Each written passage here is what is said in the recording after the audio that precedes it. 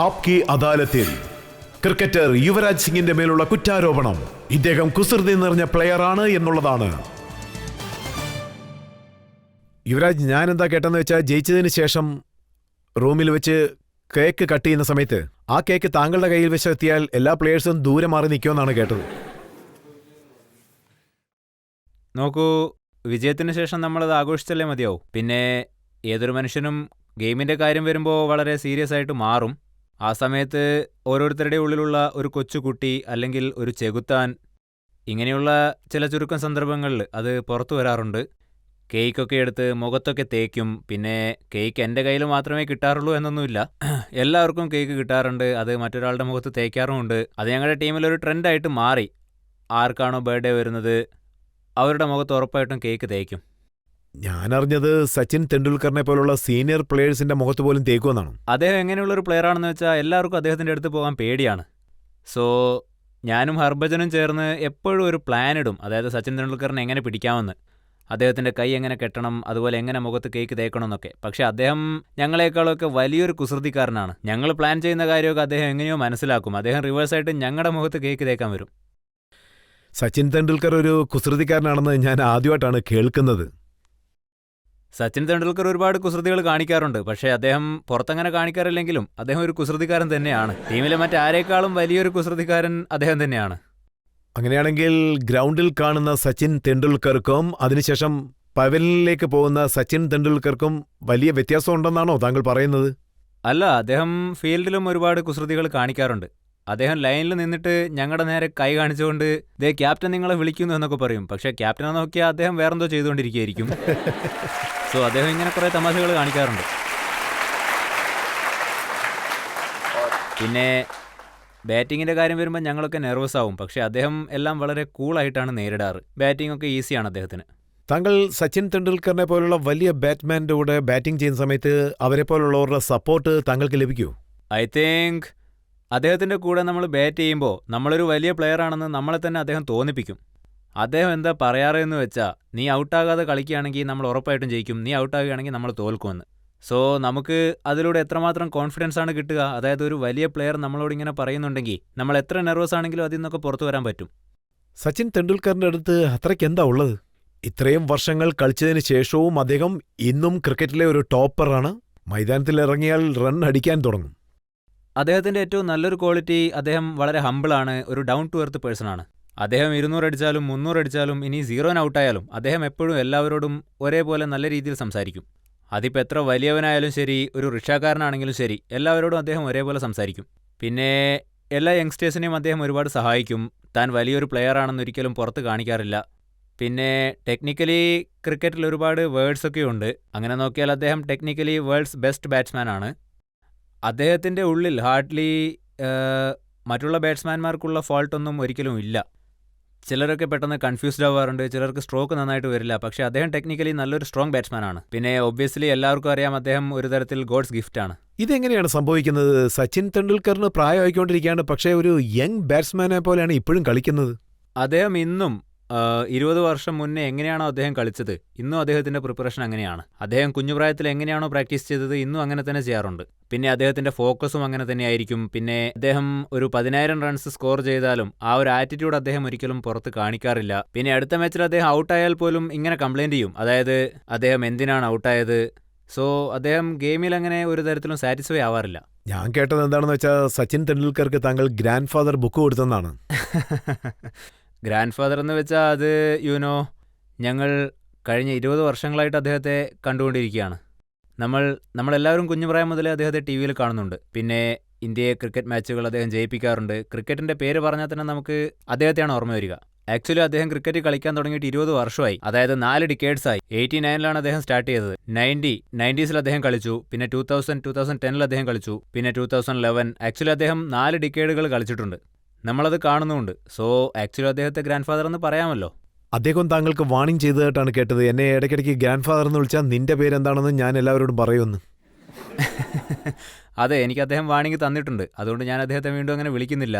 അതൊരിക്കലും നന്നാവില്ല. പിന്നെ ഈ കാര്യം ഞാൻ അറിഞ്ഞു, താങ്കളുടെ കുസൃതിക്കെല്ലാം വലിയ സപ്പോർട്ട് ഹർഭജൻ സിംഗ് ആണെന്നുള്ളതാണോ? അതെ, അദ്ദേഹമാണ് പ്ലാനുകൾ ഇടാറുള്ളത്. ഞങ്ങളുടെ ടീമിൽ എല്ലാവരേക്കാളും അദ്ദേഹമാണ് കുസൃതിക്കാരൻ. ഓ, അപ്പൊ താങ്കളൊന്നും ചെയ്യുന്നില്ലേ? ഞാനൊന്നും ചെയ്യാറില്ല. ഞാൻ അദ്ദേഹത്തിന്റെ കൂടെ നിൽക്കാറുണ്ട്. അദ്ദേഹം ഒരു തവണ സൗരവ് ഗാംഗുലിയെ എങ്ങനെ ഫൂൾ ചെയ്യാമെന്ന് പ്ലാൻ ചെയ്തു. അങ്ങനെ എന്താ ചെയ്തത്? പാകിസ്ഥാന്റെ കൂടെ ഞങ്ങൾക്കൊരു മാച്ച് ഉണ്ടായിരുന്നു. അത് ഏപ്രിൽ ഫൂളിൻ്റെ അന്നായിരുന്നു. സോ ഹർഭജൻ സിംഗ് ഒരു ലിസ്റ്റ് റെഡിയാക്കിയിട്ട് പ്ലാൻ ചെയ്തു. നെക്സ്റ്റ് ഡേ അദ്ദേഹം മാച്ച് തുടങ്ങുന്നതിന് മുന്നേ ആ ലിസ്റ്റ് ചാനലുകാർക്ക് കൊടുത്തു. ആക്ച്വലി എന്താണെന്ന് വെച്ചാൽ ഹർഭജൻ സിംഗ് സീരിയസ് അല്ല, ഗെയിമിൽ തീരെ കോൺസെൻട്രേഷൻ ഇല്ല, പിന്നെ രാഹുൽ ദ്രാവിഡ് ഞങ്ങൾ പറയുന്നത് കേൾക്കുന്നില്ല, ഇങ്ങനെയുള്ള ലൈൻസൊക്കെ ഞങ്ങൾ റെഡിയാക്കിയിരുന്നു. പിന്നെ അടുത്ത ദിവസം ഹർഭജൻ സിംഗ് ലിസ്റ്റ് കാണിച്ചുകൊണ്ട് ചോദിച്ചു, നിങ്ങളിതൊക്കെ പ്രസിഡന്റ് എടുത്ത് പറഞ്ഞു എന്ന്. പിന്നെ എല്ലാവരും അവരുടെ സാധനം എടുത്തുകൊണ്ട് അദ്ദേഹത്തെ തല്ലാനായിട്ട് പുറകെ ഓടി. സൗരവ് ഓടിപ്പോയി പറഞ്ഞു, നിങ്ങൾ നിൽക്ക്, ഞാൻ പറയുന്നത് കേൾക്കുകയെന്ന്.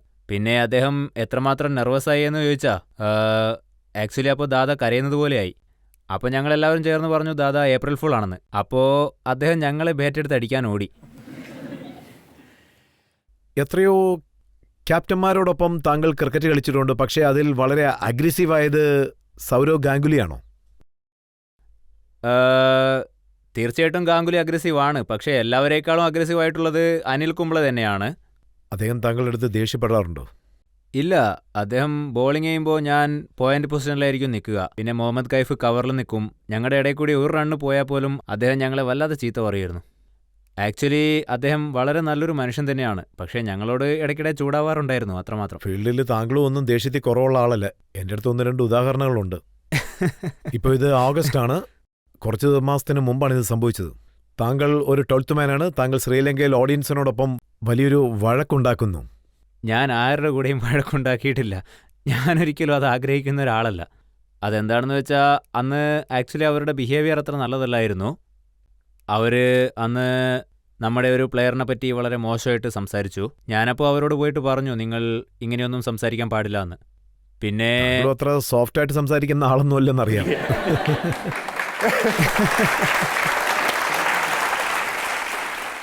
അല്ല, നിങ്ങൾ പറഞ്ഞത് ശരി തന്നെയാണ്. ഞാൻ അവരോട് കുറച്ച് അഗ്രസീവായിട്ട് തന്നെയാണ് പറഞ്ഞത്, നിങ്ങൾ ഈ ചെയ്തതൊന്നും ശരിയല്ല എന്ന്, ഇനി ഇങ്ങനെയൊന്നും ചെയ്യാൻ പാടില്ല എന്നും.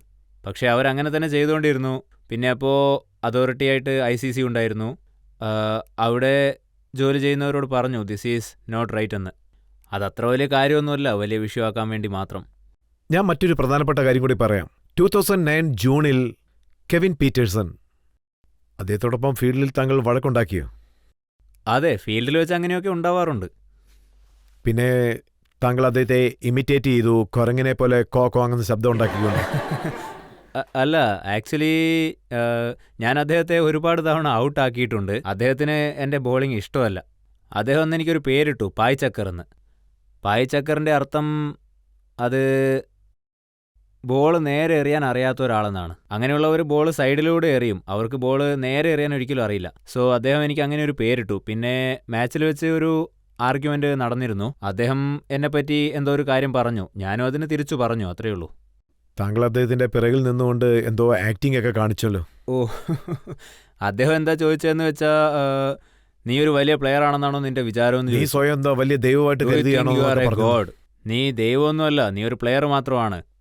സോ ഞാൻ അദ്ദേഹത്തോട് പറഞ്ഞത് ഞാൻ ദൈവമാണെന്നൊന്നും ഒരിക്കലും വിചാരിച്ചിട്ടില്ല, ഞാൻ വെറും പ്ലെയർ മാത്രമാണ്. പക്ഷേ നിങ്ങൾ കാണിക്കുന്നുണ്ടല്ലോ ഈ ആക്ടിംഗ് ഒക്കെ, ഇത് ശരിയാണോ എന്ന് ഞാൻ ചോദിച്ചു. ഞാൻ ചെയ്താൽ മാത്രം അത് തെറ്റ്, നിങ്ങൾ ചെയ്താൽ ശരി. അന്നവിടെ അത്രയും നടന്നുള്ളൂ സാർ.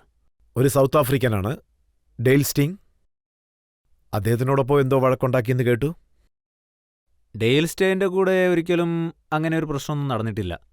അദ്ദേഹം വളരെ വേഗത്തിലായിരുന്നു പന്ത് എറിഞ്ഞത്. ഞാൻ അദ്ദേഹത്തിൻ്റെ അടുത്ത് പോയിട്ട് കുറച്ച് സ്ലോ ആയിട്ട് എറിയാൻ പറഞ്ഞു, അത്രയേ ഉള്ളൂ. താങ്കൾ ഫീൽഡിലും ഇതുപോലെ സ്നേഹത്തോടാണോ സംസാരിക്കാറുള്ളത്? അല്ല, ഞാൻ അദ്ദേഹത്തെ ഒന്ന് മാറ്റി നിർത്തിയിട്ടാണ് പറഞ്ഞത്, നിങ്ങൾ കുറച്ച് മെല്ലെ എറിയെന്ന്. പിന്നെ പാകിസ്ഥാന്റെ ഉമർ ഗുളിന്റെ കൂടെയും ഇതുപോലെ ചെറിയ പ്രശ്നമേ ഉള്ളൂ, അല്ലാതെ വലുതൊന്നുമില്ല. എനിക്ക് ഓർമ്മയുണ്ട്, അതായത് ഇന്ത്യക്കും പാകിസ്ഥാനും എപ്പോൾ മാച്ച് നടന്നാലും അതെപ്പോഴും ഒരു വ്യത്യസ്തമായ മാച്ച് തന്നെയായിരിക്കും. രണ്ട് ടീമും ജയിക്കാൻ വേണ്ടി അത്രയ്ക്കും കഠിനമായിട്ട് ശ്രമിക്കും. പിന്നെ ആരും തന്നെ അതിലൊരു കോംപ്രമൈസും ചെയ്യില്ല. പിന്നെ അകത്ത് എത്രമാത്രം അഗ്രഷൻ ഉണ്ടാവുമെന്ന് ചോദിച്ചാൽ ആരൊക്കെ നമ്മുടെ അടുത്തുണ്ടായാലും എല്ലാവരും അങ്ങനെ തന്നെ ചിന്തിക്കുകയുള്ളൂ. അതായത് ഇന്ത്യ പാകിസ്ഥാനെതിരെ ജയിക്കണമെന്ന്. അത് പാകിസ്ഥാനിലുള്ളവരാണെങ്കിൽ നേരെ ഓപ്പോസിറ്റായിട്ട് ചിന്തിക്കും. അവരെപ്പോഴും അവരുടെ ടീം ജയിക്കണമെന്ന് ചിന്തിക്കും. സോ അങ്ങനെയുള്ളപ്പോൾ എപ്പോഴും ആർഗ്യുമെൻറ്റ്സ് ഉണ്ടാവാറുണ്ട്. അതായത് താങ്കൾ പറഞ്ഞു വരുന്നത് പാകിസ്ഥാനെതിരായിട്ട് കളിക്കുമ്പോൾ കുറച്ച് അഗ്രസീവ് കൂടുതൽ വരും, താങ്കൾക്ക് ദേഷ്യം വരുമെന്നാണോ? അല്ല, ഒരു തരത്തിൽ ഇറ്റ്സ് ഡിഫറെൻറ്റ്. അതായത് നമുക്കൊരു പ്രത്യേക ചിന്ത വരും, അതായത് പാകിസ്ഥാനെതിരെ തോക്കാൻ പാടില്ല എന്ന്. കാരണം നമുക്ക് എപ്പോഴും ആ ഒരു രാജ്യത്തിനെതിരെ മാത്രം ഒരിക്കലും അതായത് ജയിക്കാൻ. പാകിസ്ഥാന്റെ അടുത്ത് തോറ്റുപോയാൽ പബ്ലിക് അടിക്കുമല്ലേ? അതും ശരിയാണ്. പാകിസ്ഥാനെതിരെ തോൽക്കുകയാണെങ്കിൽ ഉറപ്പായിട്ടും നമുക്കെല്ലാവർക്കും തല്ല് കിട്ടും. അതുകൊണ്ട് അവരോട് തോൽക്കാതിരിക്കാൻ ഞങ്ങൾ ശ്രമിക്കും. അതുകൊണ്ട് വളരെ വാശിയോടെ തന്നെ ഞങ്ങൾ കളിക്കും. ഒരു പ്ലെയർ എന്താണ് പറഞ്ഞതെന്ന് വെച്ചാൽ താങ്കൾക്കും ധോണിക്കും നല്ല പൊരുത്തമാണ് എന്നാണ്. അതായത് ക്യാപ്റ്റനൊപ്പം യോജിച്ചു എനിക്ക് പോകുന്നു. എല്ലാവരോട്ടും യോജിച്ചു പോകാൻ പറ്റും. പക്ഷേ ഇക്കാര്യത്തിൽ താങ്കൾ ശരിക്കും ദേഷ്യപ്പെട്ടെന്നാണ് ഞാൻ അറിഞ്ഞത്. ധോണിയുടെ കല്യാണത്തിന് ഡാൻസ് കളിക്കാൻ പറ്റിയില്ലെന്ന്. അതെ, അദ്ദേഹം എന്നെ കല്യാണത്തിന് ക്ഷണിച്ചില്ല. അതെന്തുകൊണ്ടാണ് ചെയ്യാതിരുന്നതെന്ന് നിങ്ങൾ അദ്ദേഹത്തോട് ചോദിക്കണം. അതുകൊണ്ട് എനിക്ക് ഈ കല്യാണത്തിൽ ഡാൻസ് കളിക്കാൻ പറ്റിയില്ല. അങ്ങനെയാണെങ്കിൽ താങ്കൾ അദ്ദേഹത്തോട് ചോദിച്ചില്ലേ എന്തുകൊണ്ട് എന്നെ വിളിച്ചില്ലെന്ന്? അദ്ദേഹത്തോട് എപ്പോൾ ചോദിച്ചാലും അദ്ദേഹം ഒഴിഞ്ഞു മാറാറാ പതിവ്. പ്രസ് കോൺഫറൻസ് ഉണ്ടെന്ന് പറയും, നെറ്റ്സിൽ പ്രാക്ടീസ് ചെയ്യണമെന്ന് പറയും, അല്ലെങ്കിൽ അദ്ദേഹം എവിടെയെങ്കിലും കഴിക്കാൻ പോകണമെന്ന് പറയും. ഒരു ദിവസം അദ്ദേഹത്തിനെ ഞങ്ങൾ പിടിക്കും. ഉറപ്പായിട്ടും ഞങ്ങൾ 11 പേരുടെയും കയ്യിൽ അദ്ദേഹത്തിനെ കിട്ടും. അങ്ങനെയാണെങ്കിൽ താങ്കളുടെ കല്യാണ സമയത്ത് ധോണിയെ താങ്കൾ വിളിക്കില്ലേ? ഇല്ല, ഞാനും അദ്ദേഹത്തെ ക്ഷണിക്കാൻ പോകുന്നില്ല. അദ്ദേഹം ഒരാഴ്ച മുന്നേ എന്നോടൊരു കാര്യം പറഞ്ഞിരുന്നു, നീയും പെട്ടെന്ന് തന്നെ കല്യാണം കഴിക്കണമെന്ന്. അപ്പം ഞാനും പെട്ടെന്ന് കഴിക്കാമെന്ന് പറഞ്ഞു. അപ്പോൾ അദ്ദേഹം പെട്ടെന്ന് തന്നെ കഴിച്ചാൽ എനിക്ക് നിന്റെ കല്യാണത്തിൽ ഡാൻസ് കളിക്കാൻ പറ്റുമെന്ന് പറഞ്ഞു. അപ്പം ഞാൻ പറഞ്ഞു നിങ്ങളെ വിളിക്കില്ല എന്ന്. ഞാൻ ഓപ്പണായിട്ട് പറഞ്ഞു നിങ്ങളെ ക്ഷണിക്കില്ല എന്ന കാര്യം. പിന്നെ മറ്റൊരു കാര്യം കൂടി ഞാൻ അറിഞ്ഞു, അദ്ദേഹത്തിന്റെ ഭാര്യ സാക്ഷിയെ താങ്കൾക്ക് വളരെ നന്നായിട്ട് അറിയാമെന്ന്.